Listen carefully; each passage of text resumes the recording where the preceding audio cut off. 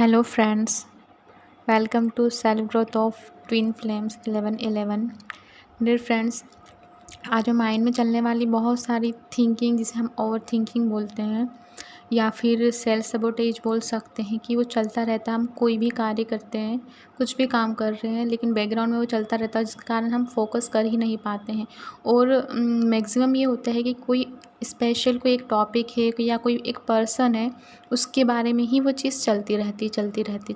है। ठीक है, तो उसके कारण अलग अलग हो सकते हैं। जैसे पहला कारण तो एक ये है कि हो सकता है आपने कोई कमिटमेंट दिया हो किसी काम के लिए, जैसे कि मुझे आज ये करना है। जैसे कि एक एग्ज़ाम्पल देती हूँ कि मुझे आज वीडियो बनाना है। ठीक है, अगर मुझे आज वीडियो बनाना है लेकिन किसी काम के आ जाने से या फिर अदर किसी रीज़न से मैं वो वीडियो नहीं बना पा रही हूँ, तो और वो जो मैं डेली बनाती थी जिस टाइम पे वीडियो, जैसे मान लो मैं मॉर्निंग में बनाती थी, मॉर्निंग से नून हो गया है, इवनिंग भी हो चुकी है, तो वैसे वैसे वो थॉट्स प्रोसेस जो है ना वो और बढ़ता जाएगा। ठीक है, और तुम अपने आप अंदर से बोलते रहोगे कि क्यों, ठीक है ना, आज नहीं बना पा रहा, हो पाएगा तो ठीक है, वरना फिर देखा जाएगा। लेकिन फिर भी वो थॉट्स तुम्हारा चलता रहता है क्योंकि तुमने कमिटमेंट दिया था, तो तुम्हारा माइंड तुम्हें बार बार याद दिलाता है कि तुमने आज ये कमिटमेंट दिया था, तुमको ये काम करना है। और जैसे जैसे टाइम बढ़ता जाता है वो स्पीड और बढ़ जाती है ओवर थिंकिंग की कि तुमको ये काम करना है, टाइम निकल रहा है, काम करना है, टाइम निकल रहा है। और इसी कारण से तुमको स्ट्रेस होने लगता है। ओवर थिंकिंग के कारण डिप्रेशन और एनजाइटी टाइप फील होने लगता है और तुम फ्रस्ट्रेट होकर फिर सारे दूसरे काम भी छोड़ देते हो। ठीक है, ये तो फर्स्ट कारण था। सेकंड कारण एक ये हो सकता है कि मान लो स्पेशल किसी पर्सन के बारे में चल रहा है तुम्हारे माइंड में, उसी के बारे में थिंकिंग कर रहे हो। अगर अलग अलग चीज़ें सोच रहे हो आप उस इंसान के बारे में, कुछ भी हो सकती है, बहुत सारी चीज़ें चल रही हैं, सिर्फ एक इंसान चल रहा है और उससे रिलेटेड बहुत सारी चीज़ें चल रही हैं। मीन्स कि वो इंसान जो है या तो उससे तुम्हारी कॉर्ड कनेक्ट है और वो किसी कारण परेशान है या डिस्टर्ब है या बहुत ज़्यादा बिजी है और वो कुछ काम को मैनेज नहीं कर पा रहा, जिस कारण से वो डिस्ट्रैक्ट हो रहा है, डिस्टर्ब हो रहा है। और इस कारण से तुम्हें उसकी एनर्जी पीक हो रही है, इस कारण से तुम्हें बार बार ये प्रॉब्लम हो रही है। दूसरा ये हो सकता है कि वो उसके माइंड में तुम चल रहे हो। ठीक है, तुम्हें लेकर बहुत सारी चीज़ें चल रही हैं जिस कारण से वो तुम्हारे माइंड में चल रहा है।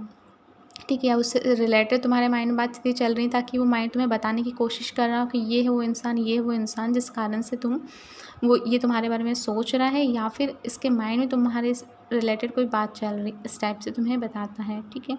और थर्ड रीज़न ये है कि अगर कोई एक इंसान है और उससे रिलेटेड कोई एक बात तुम्हारे माइंड में चल रही है, वो बात कोई भी हो सकती है या फिर वो कोई फीलिंग्स हो सकती है या फिर वो कोई ऐसी चीज़ हो सकती है जो तुमको बहुत अच्छी लगती है उसमें, या फिर वो कुछ ऐसा हो सकता है कि अगर वो तुम्हारे सामने वो ऐसी बातें करता है या ऐसा कुछ करता तुम्हारे लिए जो तुमको बहुत पसंद है, और मतलब तुम्हें वो चीज़ बहुत पसंद थी उसमें कि वो तुम्हारे लिए ऐसा करता है या यह कर रहा है।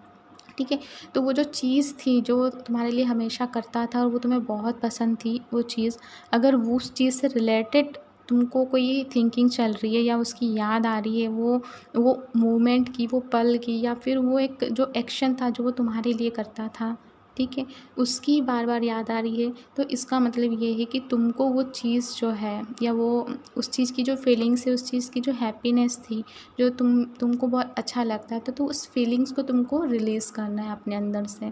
ठीक है, उस चीज़ को जैसे ही रिलीज़ कर दोगे तुम अपने अंदर से, वैसे ही ये थॉट भी बंद हो जाएगा और इस इंसान की याद आना या बात आना भी बंद हो जाएगा। ठीक है, तो ये इंसान वही हो सकता है, ये तुम्हारा डीएम भी हो सकता है या फिर कोई तुम्हारा मतलब बहुत ज़्यादा क्लोज़ फ्रेंड या कोई भी ऐसा इंसान हो सकता है जिसके कारण तुम्हें ट्रिगर मिला हो। कोई एक्स पार्टनर भी हो सकता है या अदर कोई हो सकता है। तो बस यही है कि ये 3 कारण जो मैंने अभी तक जाने हैं।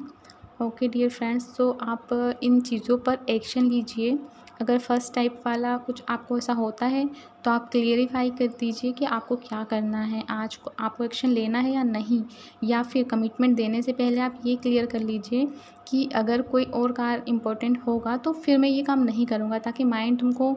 ये चीज़ करने से पहले तुम्हें क्लियर कर देगा।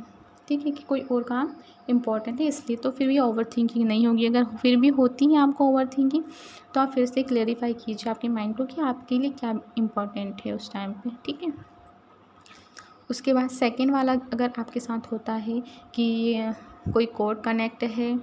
और इस कारण से, या फिर वो सामने वाला बंदा आपके लिए सोच रहा है, उसके माइंड में आप चल रहे हो, इसलिए आपको उसके लिए ओवरथिंकिंग या उसकी